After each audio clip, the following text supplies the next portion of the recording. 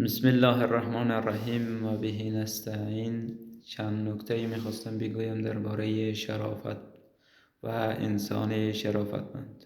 شرافت چیست؟ شرافت یعنی درست کار کردن حتی زمانی که تو را کسی نمیبیند. وفاداری حتی وقتی به نفعت نیست.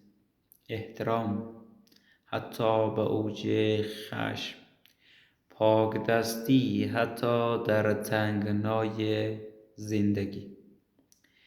چند نکته از نشانه های انسان شریف.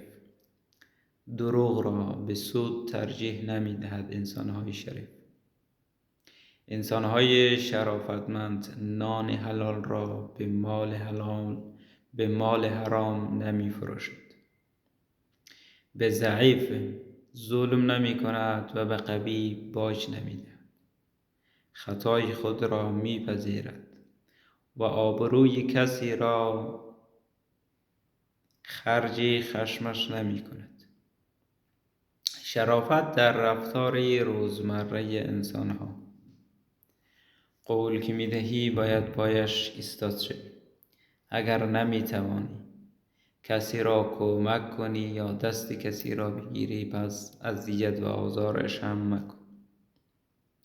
انسان‌های شرافتمند و شریف راز و حرمتی زمان دوستی را در زمان اختلاف نگه می‌دارد.